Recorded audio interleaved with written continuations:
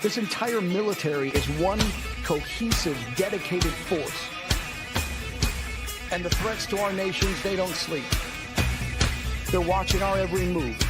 Iran, Russia, China, North Korea, ISIS, Al-Qaeda. They may be watching this right now. Our military should not be mistaken for a cable news gabfest show. We don't care what you look like. We don't care who you voted for, who you worship, what you worship, who you love. It doesn't matter if your dad left you millions when he died or if you knew who your father was. We have been honed into a machine of lethal moving parts that you would be wise to avoid if you know what's good for you. We will not be intimidated. We will not back down. We don't want war. But if you want war with the United States of America, there's one thing I can promise you, so help me God. Someone else will raise your sons and daughters.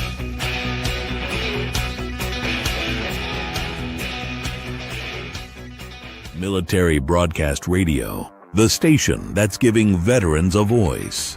Find us on the web at mbradio.us.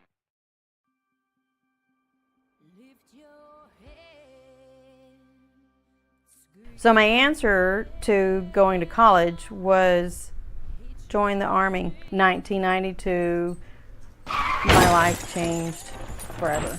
PCS to Germany with my two boys, and really try to take advantage of the opportunity to travel, learn another language, the culture. It was to me the dream coming true, that everything that I'd been going through was worth it, because I was seeing another part of the world that I wouldn't have had the opportunity if I hadn't been in the military. Planned on getting out in 2000. That was really kind of a part of a joy in my life, and getting married for the second time. And I looked forward to the future.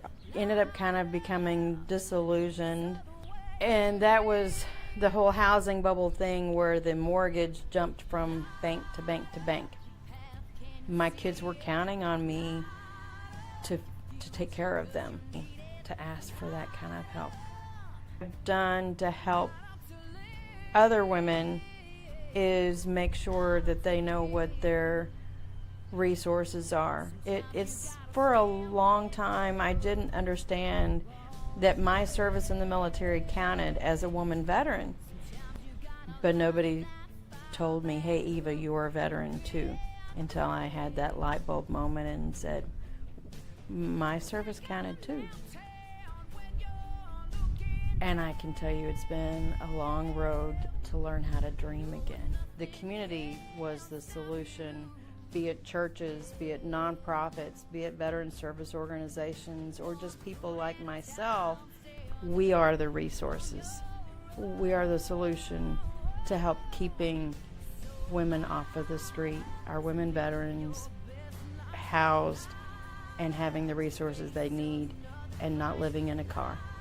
Of the work that grows us as leaders for our second service after the military to serve other people in our communities. Hi, everybody.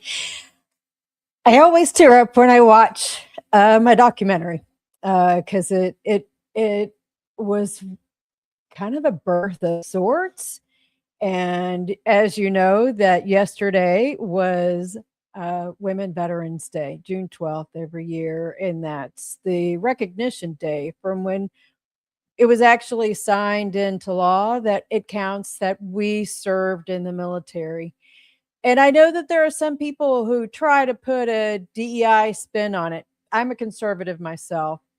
But I think, in recent, let's think about it. Recent news cycles, even this past week with the Southern Baptist Convention, then there is an affront about what is happening with women, that we're supposed to be submissive, that we are supposed to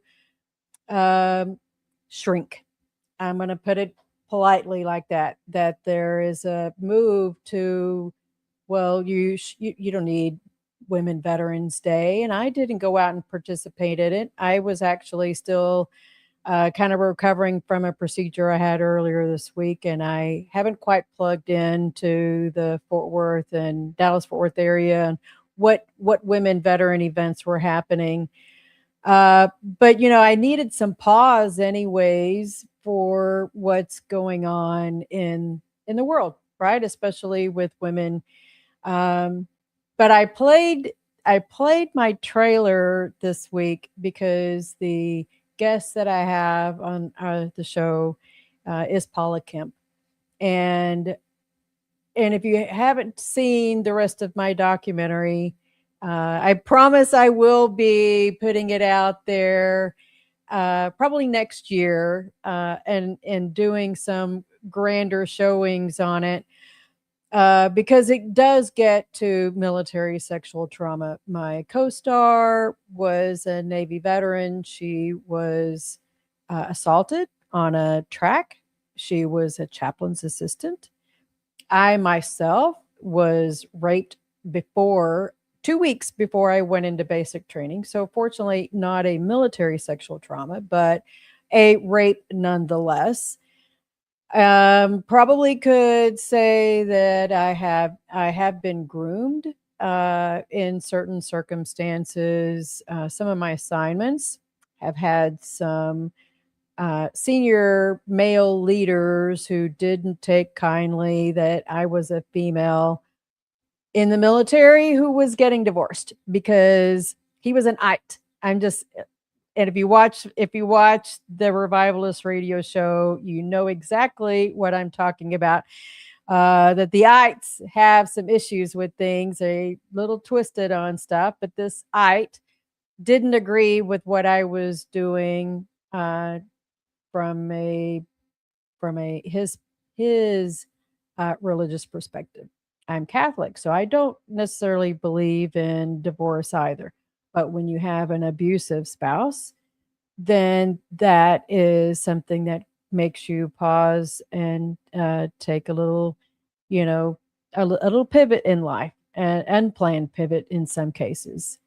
And you got fans already, Paula, before I even get you on the show.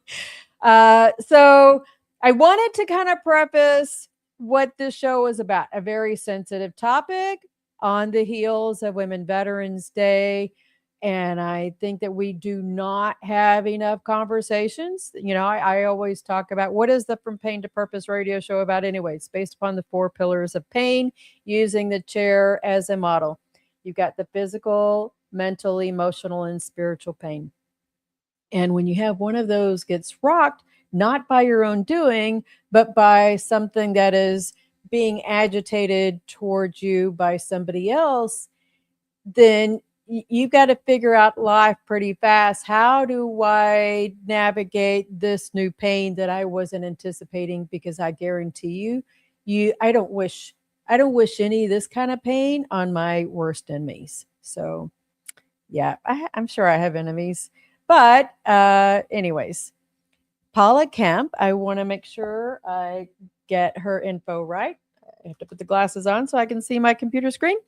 Paula is a Navy combat photographer from OEF. She's a military sexual trauma survivor, founder and president of Unjustly Served, and an author as well with the book of the same name. She's lived both sides of the uniform, both the honor of service and the cost of when systems fail. She doesn't speak about military sexual trauma from a theory perspective. She speaks about it from experience and lots of advocacy work that she has done, working beside. All right, y'all lay down. Sorry. Working beside veterans who were unjustly served. After leaving active duty, she turned her pain into purpose. Love that. What began as helping fellow veterans navigate the VA system grew into a national reform effort. She's the co-author of a book called Unjustly Served: The Brutal Reality of Military Sexual Trauma. And there is so much to do with that. She is trying to put it's called the BEARS Act Initiative Behavioral Accountability Reporting and Exposure System, and our access program to strengthen the documentation. And there's so much more that I see that we're going to be able to hear from Paula. So without further ado, let's see, there we go. The interview of the week is brought to you by Jersey Mike's, a sub above. Hi, Paula. Welcome to the From Pain to Purpose radio show. Thank you. This is awesome. You kind of warned me and said, it might be a little emotional and you might choke up a little. And man, you were right. Yeah, I told That was you. a great intro. Yeah, that was wonderful. Seeing the videos brought back memories, and then hearing your story a little bit, and then acknowledging yesterday, for the female veterans, and yeah. So I just kind of sat here and it just all kind of like hit me. But that's good. I like it when that happens. It's I think that's when we have to get in that vulnerable state. I think is when people we're real. This is not a practice conversation. We are live. But it sets the tone that there are a lot of people who think that they go through things by themselves as if nobody else has experienced it, right? Sure. But I think the beautiful thing about what we do on this platform with Military Broadcast Radio and giving veterans a voice is that we get to hear a whole plethora of different stories, and how you're on my show, how you're turning your pain into purpose. So I'll turn it over to you and let it, how did you get started with this? What was your pain that would give listeners some insight of how you're turning it into a purpose? Well, when I got out in 2006, I had just come back from the Middle East, and I was showing signs, a lot of anger and a lot of stuff going on emotionally, going through a bad divorce, had 3 kids, that whole figuring life out. And I ended up getting out of the military because I had a chief that was new to our unit and had given me a bad eval while I was in Kuwait and doing my job. And I had never gotten a bad eval ever in my 8 years of service. I've always volunteered for anything and everything, and been a super hard charger and loved my job. And he had given me a bad eval. Now, this was after I had been assaulted when I was in San Francisco, and covering a training, not training, it was covering Fleet Week, one of the years that I did that. I did that often. So I was a combat photographer, and a little bit different with being combat photography in the Navy was different than being a shipboard photographer. So I was never in one place for very long. They would, drop us in and pull us out to different situations and things like that. Pretty much my whole career, I was a ground pounder. I did a lot with the Marine Corps and Joint Forces. Just anything that was going on, they would just drop us in and have us cover that. But when I was assaulted, I was raped when I was covering Fleet Week, and I never told anybody. My brothers in my unit were very, very protective and supportive and just wonderful. I mean, they were my brothers and sisters. There were a couple of other ladies as well, but for the most part, I was always in it with the guys, and they trained me well and were just very supportive of me. And so I was just very fearful that if I told them anything when that happened, that I wouldn't be allowed to go off and do my job. That it's a lot of the time it's just you're deployed by yourself, and or a journalist, somebody that went and they would write the stories and I would take the photos, right? And so Right. So I was just fearful of telling any of them, because I thought that they would, number one, I had this fantasy that they would go find him and kick his ass. I mean, it was going to be like where they would get in trouble A for blanket party thing, right? Yeah. And this guy wasn't a part of our unit. He wasn't. I don't even know who he was. He was, attached to the ship that I was working with at the time. I wasn't even a part of ship's company, and he kind of used that against me in not saying anything. But I just didn't tell anybody, and I didn't even tell my husband at the time because he wasn't supportive of me being in the. And I started off in the reserves, so he wasn't even supportive of that at all. So I just didn't tell anybody. But when I volunteered to go to the Middle East, and in 2005, and it was for a very short stint. It was for 30 days. It was very impactful. I was in a lot of places, taking a lot of pictures, covering a lot of different stories and things that were going on.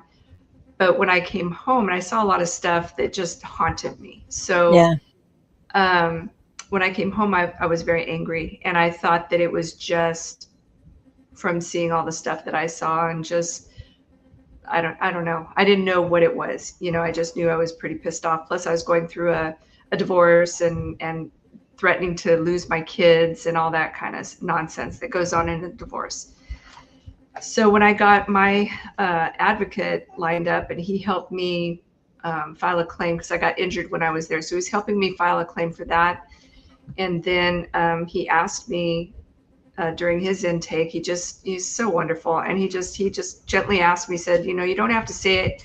You don't have to tell me if you don't want to, but I need to ask you. He said, did you suffer any MST? And I didn't know what that was. And I was like, well, what's that? And he said, military sexual trauma. And I just started crying. I just lost it. And he was just so awesome. And so he became my pit bull on a pork chop, and just helped me navigate the claims process, and went with me to my appointments. Just would never let me go through anything alone. He was a wonderful big brother, became a great mentor. And as I started getting therapies, he got me connected and speaking to the vet center and my therapist and things like that at the VA. And I started getting stronger and healthier and stable, and not so angry. And this took a couple of years probably. And he said, one time he asked me if I would come sit with him while he had more women that were being referred to him. And he just felt they'd be more comfortable having another female veteran sitting there with them. So this was like around 2013, 2014.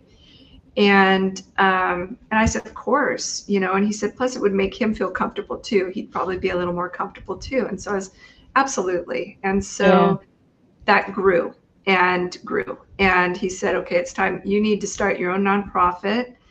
And I ended up starting Veteran Sisters in Southern California. And it started off just being for female veterans. And it's so funny because it's not funny. I always say that. It's not funny. It's a horrible subject. But right.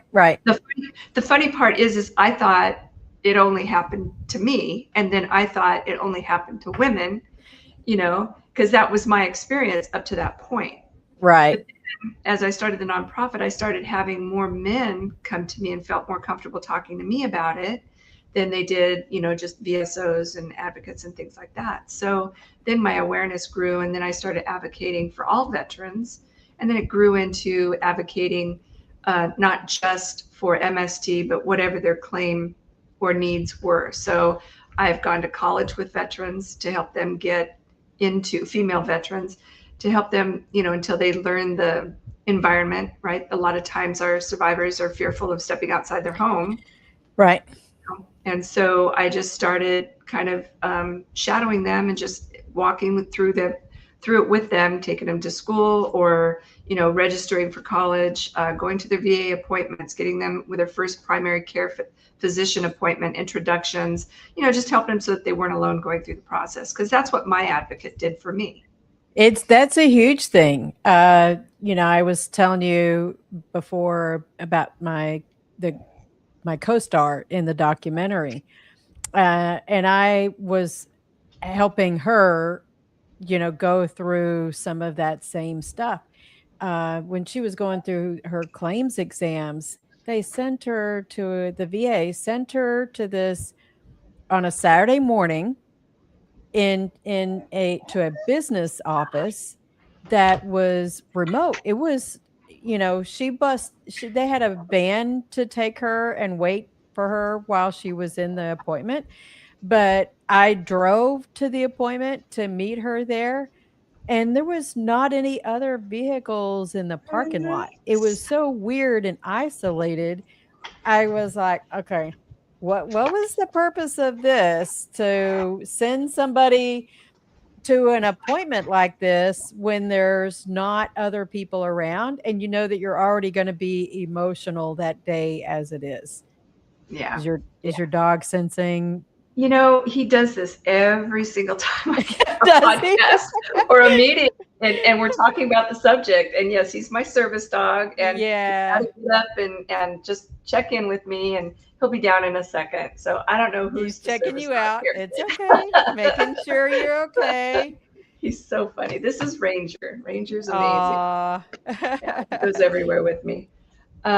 We have 2 dogs. They're right down here at my feet. They were kind of, when I got a little emotional, they were like right there too. Yeah. They can hear it in our voices, I think. He's so funny. He absolutely does. They can But hear it. I know that's kind of the hardest part. And then when I would go to comp and pens too. So Yeah. that became a big issue for me. I was a hard advocate on that. Was when I started, it took years for me with my claims process. So I have been through, that's a whole nother discussion, but I mean, I have been through the ringer with the claims process. I've learned a lot. It took me over 6 years to get my service connection. And I didn't even have a DD-214 when I first started. It automatically, just mysteriously showed up in the mail after I was already 70% service connected disabled. It just doesn't make any sense. Yeah. Wow. And it took an act of Congress. It took a congressman getting involved to have them find my DD-214. But anyway, so when I was getting better and getting more and more service connection, and I decided to go to my comp and pen by myself, and I thought I was an expert, comp and pen goer and interviewing and all of that. And I thought it was just for my neck, or my foot was still outstanding, still waiting and appealing, all of that. But so I showed up thinking, I don't need to take Ronnie with me. He was my advocate. And I said, I can do this on my own. And, thinking that I could do that and handle it and all of that. Well, the doctor ended up assaulting me. So the comp and pen doctor ended up assaulting me. And that just tailspun me. And so I ended up reporting it and all of that, and going through the civil and the criminal and all of that with this doctor through the comp and pen. And so you said that, and I started looking around. I got some mail. I may have to step away, let you keep talking, but I got some mail today. Yeah, today from the VA about reporting sexual events. You keep talking. I'm going to go find I've seen that report. Yes. Did you? Good. No, it's not a report. It's a letter addressed to the veterans that said, this is how you report sexual harassment at the VA. Good. Have you seen that letter? Yeah, I have seen it. Yeah, I think they sent it to me. I've seen it either. I get a lot of stuff through LinkedIn and different organizations that send me a lot of stuff. I have seen that. I think it's fantastic. This doctor was a real dirtbag. Wow. And yeah, he ended up being criminally prosecuted and all of that. But there were a wake of other victims, veterans, male and female, that he had assaulted as well. But that was when I really became an advocate about not going through the comp and pen process alone, and battle buddying up, and then also educating family members or friends of the veteran and what their rights were when they're sitting with the doctors in the comp and pen. And, and this has been, probably a good 8-10 years ago. It's changed quite a bit. It still is archaic, but it is getting better. And they're not as hesitant to allow you to bring in a battle buddy or an advocate to sit there with you when you go through the comp and pen. They used to have a real hard time with that and try to pull HIPAA in and all that kind of baloney, and I would just navigate around that. And If it's sit with your, my buddy. if you want that person there is no HIPAA Absolutely. violation. They're That's right. coming, right? I mean, are you kidding That's right. me? Yeah, that's right. Absolutely. Whatever, Absolutely. whatever. Yeah, You know, exactly. I've told this story a couple of times. So I got out in 2000. Okay. Mhm. And I ended up having a knee surgery at the Dallas VA. It was like 2000. That first one was like 2007 or so. But so not very many female veterans in the Right. VA hospital at that That's time, right. right? That's They correct. they plastered a sign on my door that said, "Warning, female patient in the room." And my husband asked me, "What the F is that?" He was a Because they weren't civilian, used to it. right? Yeah. Well, I Yeah. was like, I don't know. I mean, I had knee surgery. I'd have no clue, right? Yeah. Well, I was participating in the War-Related Injury and Illness Study Center, the study at the Washington D.C. VA. So this is about 2012. So it's a week-long study where you're there in person. The VA flies you. You are inpatient all week long, and they had the same sign posted on the door: "Warning, female patient in the room." I said, I need to talk to the floor manager. Good. The sign is not going to stay on. We are patients just like everybody else, and everybody needs to be professional and respectful. If me and this, I had a older Black lady. She was a Vietnam veteran. She was, and they did a procedure in the room. I wrote to the Undersecretary of Health and said the procedure that they did in the room was unacceptable, because my second husband was going through all of that. They were doing the drawing of the extra fluid off of your stomach when you have hepatitis. No. Oh, wow. Yeah, Hep C. They were trying to draw the fluid in the room. Well, that was not a sterile room. Wow. These guys didn't know what they were. Yeah, they broke. Yeah, they broke the first kit. They had to get a second kit because they. Wow. Yeah, I wrote a scathing letter to take care. And that was with you guys in the room with her going through that? Yes. Unbelievable. Wow. Yeah. Yeah. I reported it to the Good. Undersecretary. Good. But the sad thing is, as much as we think things are getting better, I went to the VA the other day, and I'm a federal employee. He goes, "What do you do for a living?"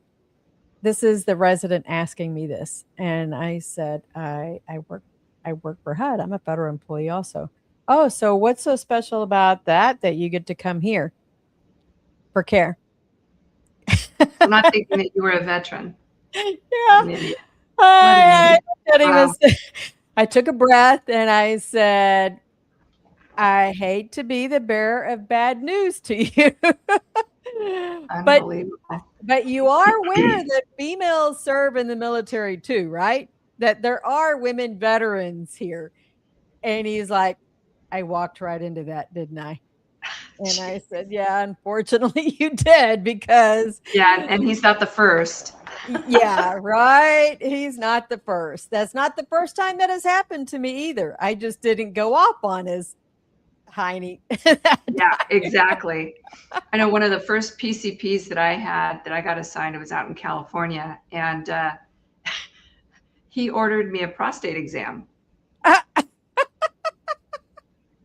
Yeah. I was like, how's that going to work? Yeah. I was like, what? Okay. Yeah. Yeah. Okay. I still laugh about that today, but it's not funny, but it's funny. It's not funny, but it is funny. You're right. Yeah. Yeah. I have seen some progress being made, Oh, yes. like even the World Related, even the Risk Center that I mentioned a while ago.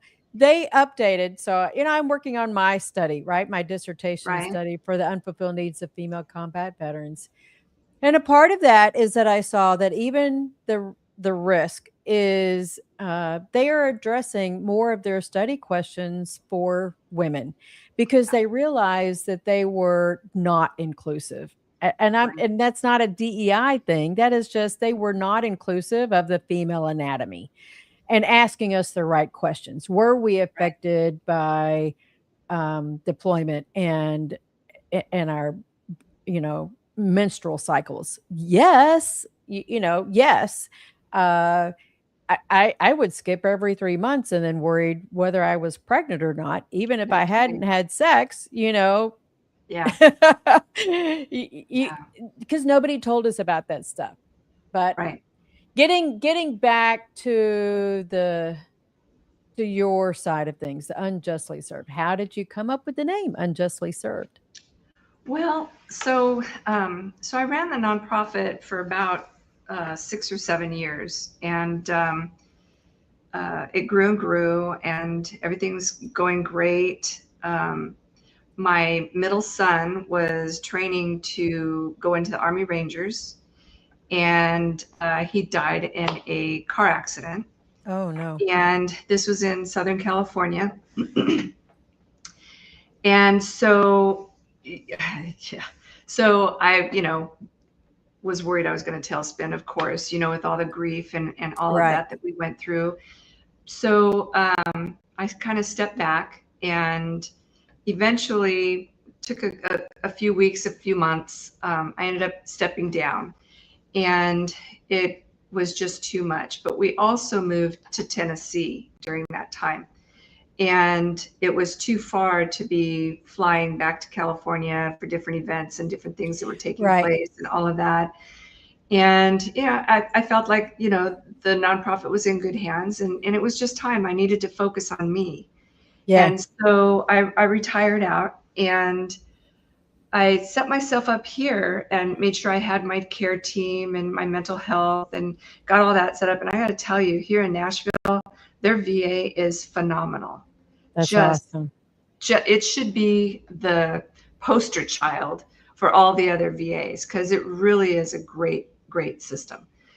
And so I was focusing on me, and I didn't really know anybody out here. So I got involved in doing, just like I said, things that were just for me. I got involved in their adaptive sports, of course, therapy, music therapy, songwriting. I was just living the life, as just a veteran and not worrying about so much being an advocate and being there, being the battle buddy for everybody else. I was being my own battle buddy. Right. Pretty well trained by then, right? So I was navigating all that and setting myself up for all that. Well, one day my friend Ricky Jones, he's a medically retired LA County sheriff, and he got medicaled out years ago, but he became a pastor, a chaplain, and he's now I was telling you, he's in Texas. Oh yeah.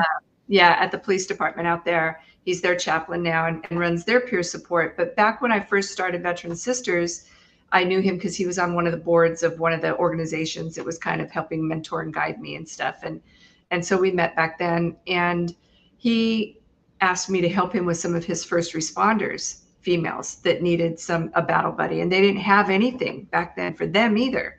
Right. So I just kind of started, and then a few of them were veterans, of course. A lot of our first responders were veterans or are veterans. And so anyway, so he called me, and of course he knew about Chase, that Chase had died, and had been kind of helping me navigate that as well as a chaplain. And he said, Paula, it's time for you to get back up on the horse. Your veterans need you. And gosh, I was just like, I can't start another nonprofit. I'm just not, that's not my wheelhouse anyway. It's a lot of business and a lot of other things. People I'm good with, but the business side and finances and government and all that, So he said, okay, well then how about if you write a book? And I was like, what? What, are you crazy? I'm like, I struggled through high school. I'm like, I can't write a book. So it's crazy, because God must have just thumped me upside the head. And the next morning I woke up and I knew the title. I knew what I wanted to do. And my specialty became, through the years, I became pretty much, I don't want to say an expert, but I became pretty well versed at helping veterans write their personal statement for their trauma of MST. And so I reached out to a few of the people that I've helped throughout the years. And I said, look, this is what I'm thinking of doing. And it's just I want to create a book that's all of our stories. Yeah. And it's just going to be a book that we're going to share, male and female, and we're going to share our stories and hopefully put it out there so that others will know they're not alone, right? That they know that they'll read our stories. And it's a hard read because it's very raw. And there are 15 stories. So we narrowed it down to 15 stories, and they're very raw. And it was pretty much, I want to say it was pretty easy because I'd already helped them write it for their claim. So we just had to go in and just make it a little bit longer and tell a little bit more about before and after service.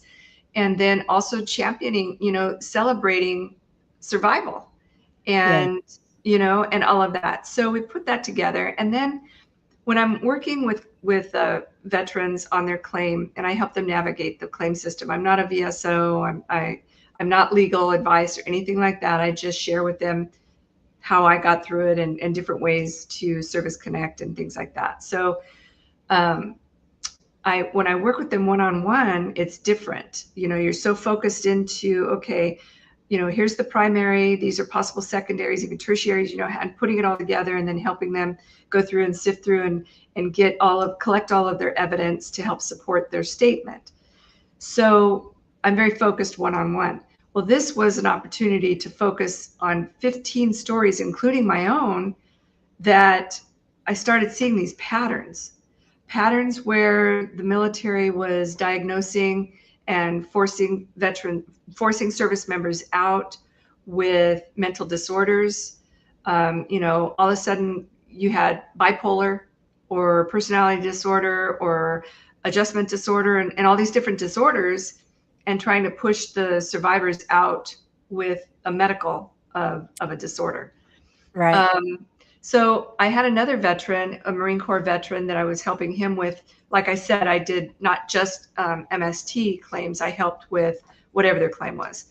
And so I was helping him navigate for his physical claim. I think it was like asthma and his foot or something. But he's a Marine, and he ended up having, he's a sexual trauma therapist. And so he has done this for like 38 years.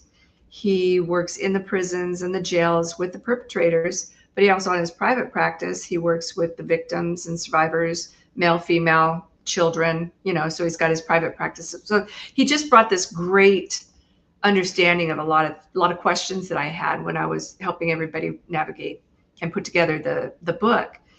And so I made him aware of, we had that conversation. I said, I don't understand why all these people, what is bipolar? What is, personality disorder and why? And so he couldn't believe that they were getting away with that the military was getting away with that, and the VA, with diagnosing bipolar, especially because you cannot just have bipolar spontaneously. Right. Yeah. It just doesn't happen, and I didn't know.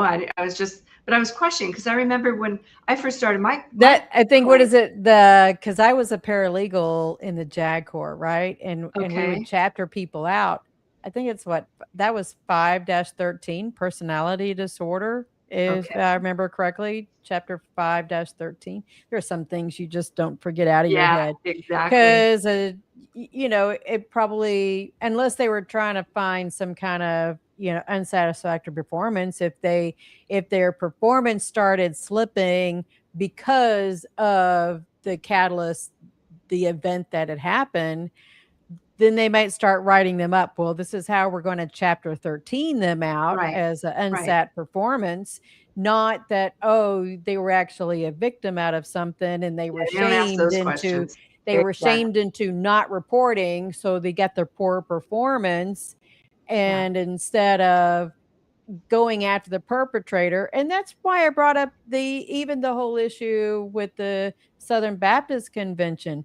I mean, because the writing on the wall for me, this was the lawyers who saying, well, the only way you can police the guys is to not have any women pastors Women. around. Yeah. Then you don't have sexual harassment happening Right. if the women aren't around there And for that's them so to act on. That's such BS, because men, it's just as much for men.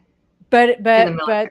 but then is that the same issue that's happening with the military? Is the whole reason to get women out of combat because the man can't contain their own poor behavior? But that's not true, because you have male victims. So how can they say that? Exactly. It's a command and discipline problem, no matter which way you look at it. It's a leadership. It is a culture problem. Absolutely. It's accountability problem. And we've got a lot of that in the military. And we're not weeding the right people out. We're That's weeding right. the wrong people out. The wrong people out. The Exactly. ones who want to be the good performers, the ones who want to serve in the military or the government or whatever position. We're weeding the wrong people out and not keeping the right people in. Absolutely. So how is Unjustly Served going to fix this? Well, hopefully through awareness. So Marshall Kirkpatrick, he's the co-author. He's the Marine that is the sexual trauma therapist. And so he came in and he wrote the back half of the book.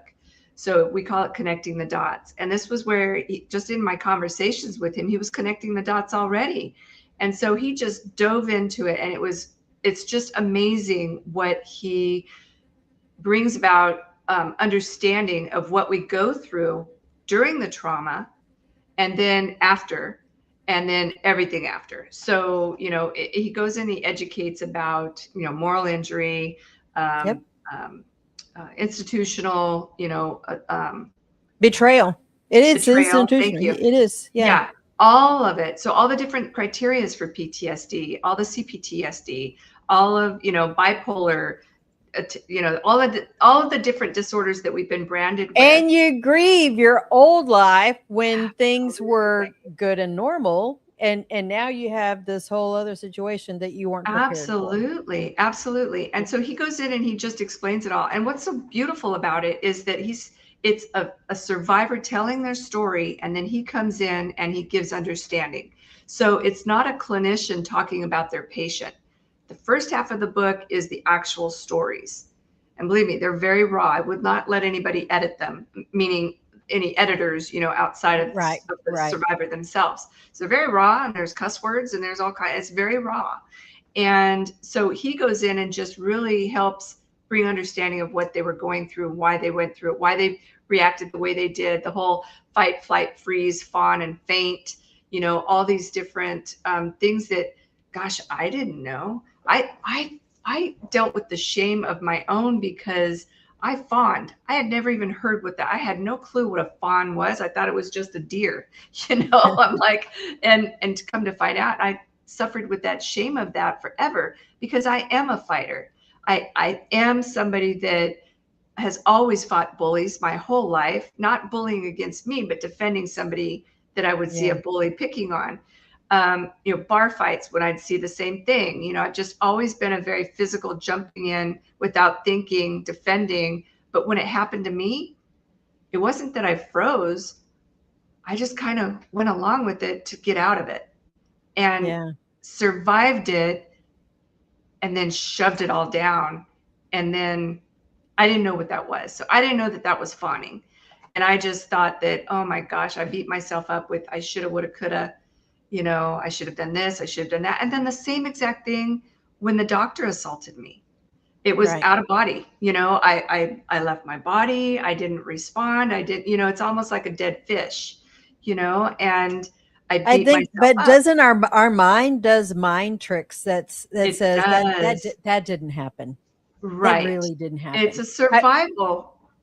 I for years, I knew the rape happened, but then I pretended like, no, it wasn't really a rape, right? It wasn't, Right. You just try to undermine it.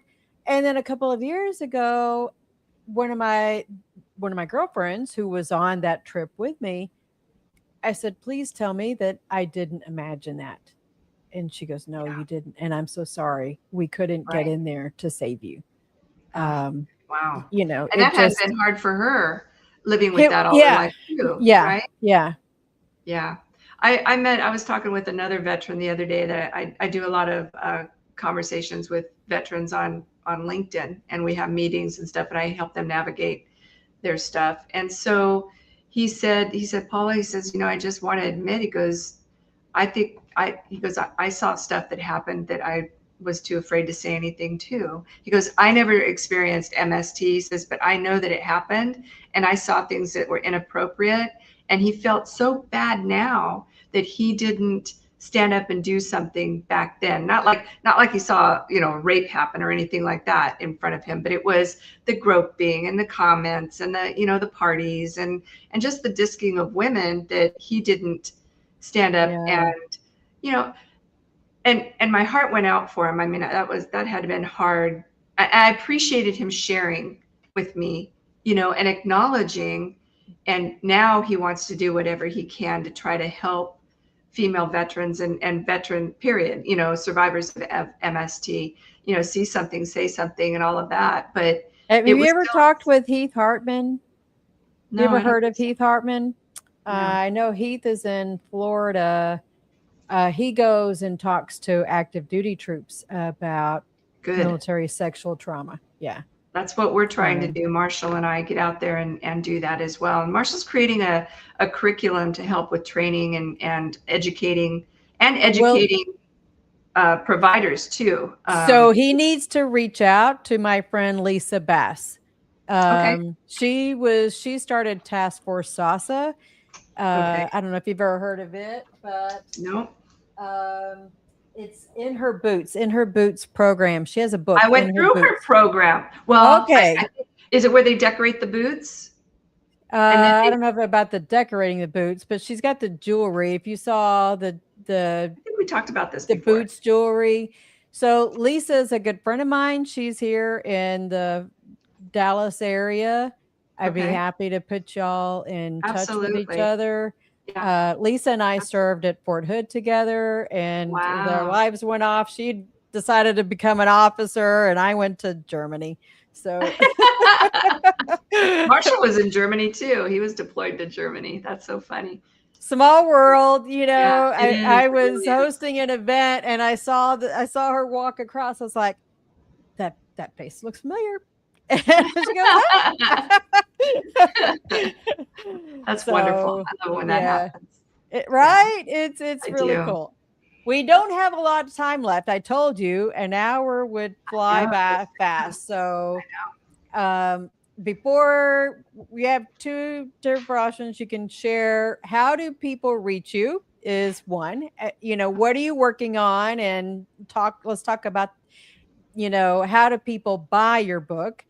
And then and you can answer however switch the questions around if you want the answers. But what's one question I should have asked, but I didn't? Okay, so the book is available on Amazon and Kindle. So it's Unjustly Served, The Brutal Reality of Military Sexual Trauma. And it's available, like I said, or they could go through our website, which is unjustlyserved.org. And when you get to the website, we've got three, pillars, three programs that we are working on. So we've got the Access program, which is what I've done for the last, 10 plus years with helping veterans and their families navigate the claims process. And then we've got the Ties, which is Marshall, where he is putting together training to go out and also help clinicians, trauma-informed care, and all of that great stuff, education-wise on the clinical side, and then educating institutions and job placement and things like that, corporations, what is MST, trauma-informed care, the difference between treating, speaking, PTSD, MST, and moral injury. And then the biggest one also that is super important to me is the BEARS Act.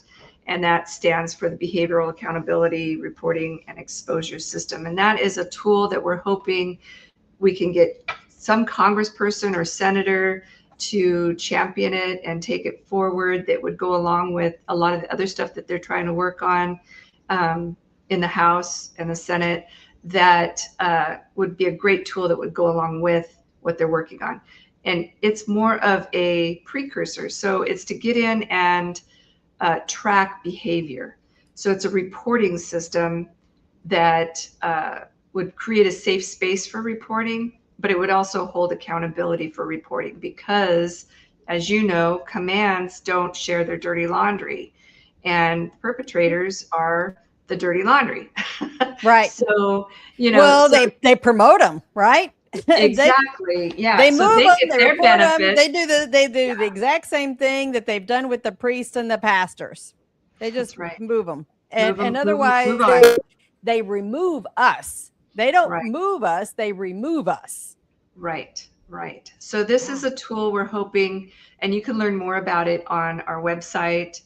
And so we've got a lot of stuff. I've got a great team behind me that is just helping us grow.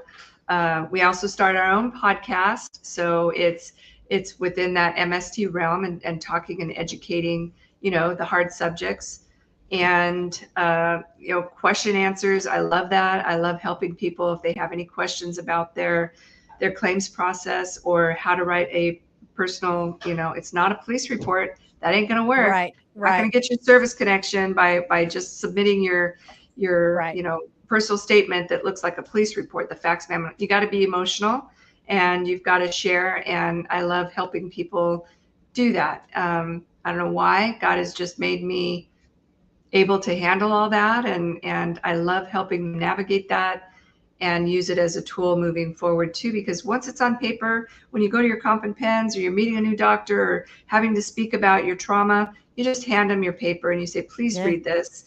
And then you can ask me questions, instead of having to recall it all back up. You're sitting out in your car crying your eyeballs out because you forgot to say this, that, and the other. Right. Whereas if you've got it in writing, you just hand it to them, and then they can have a conversation with you afterwards.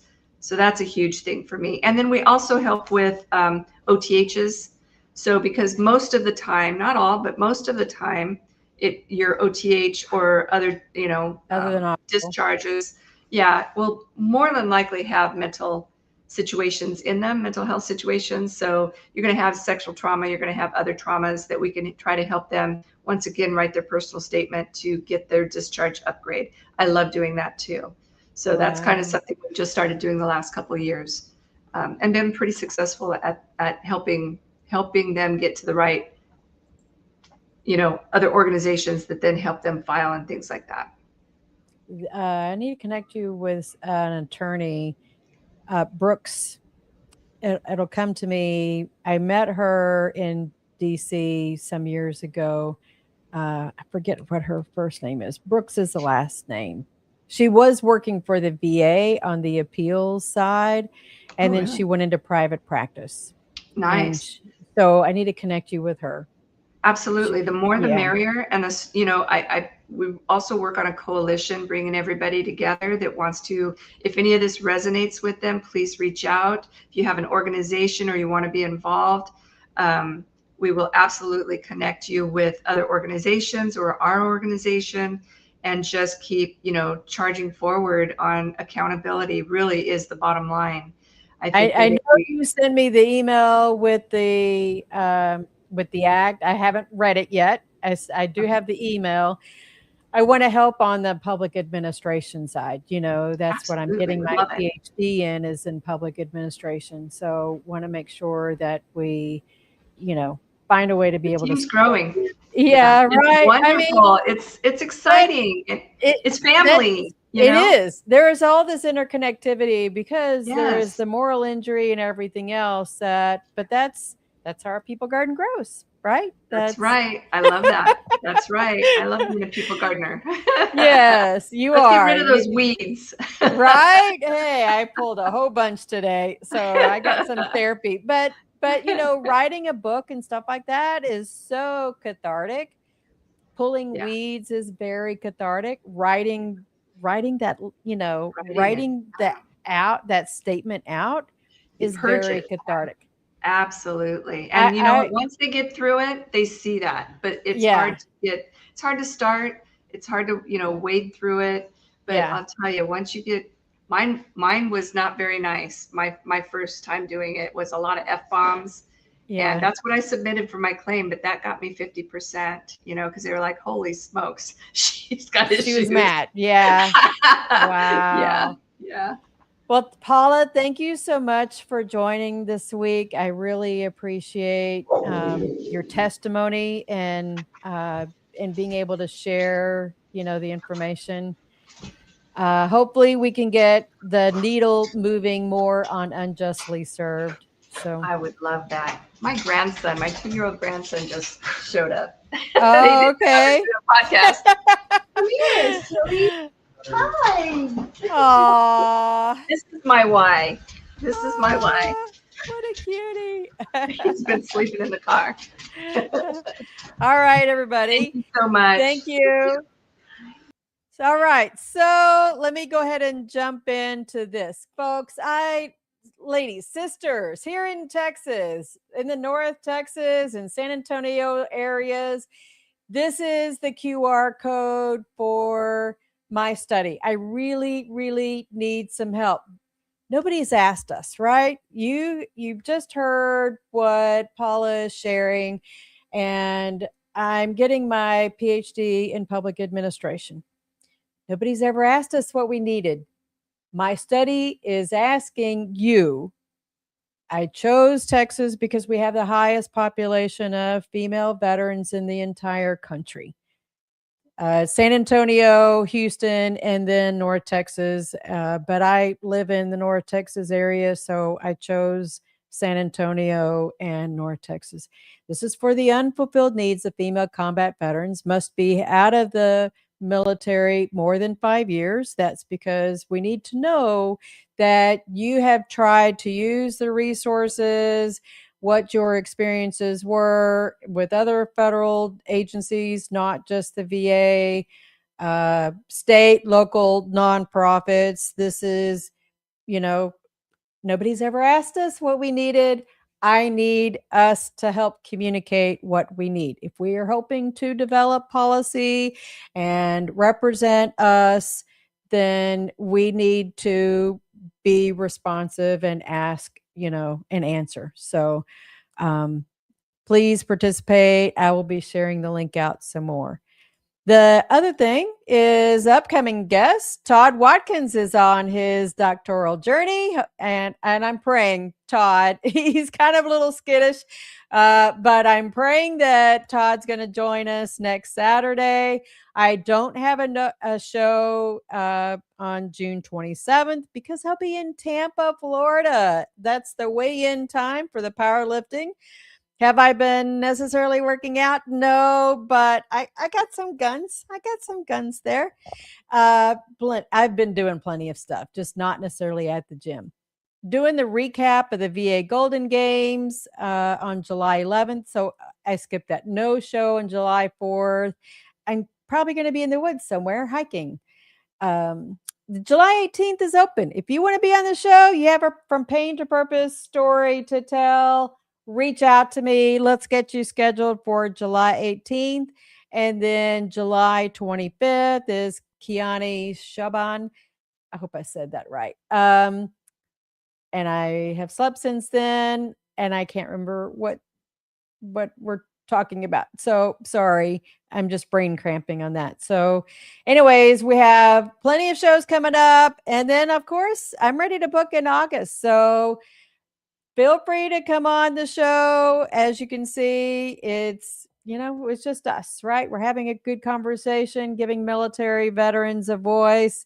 Y'all have a great week. Stay cool, and see you next week. Ladies and gentlemen, thank you for tuning in to Military Broadcast Radio. As we wrap up today's show, we want to remind you that the podcast of today's episode will be available right after we go off the air. So if you missed any part of the show or want to listen again, Be sure to check it out. And remember, we're here to support and honor our veterans. Your stories and experiences matter, and we are committed to giving you a platform to share them. That's right. We're here to give our veterans a voice. So don't forget to catch the podcast and stay connected with us. Giving our veterans a voice.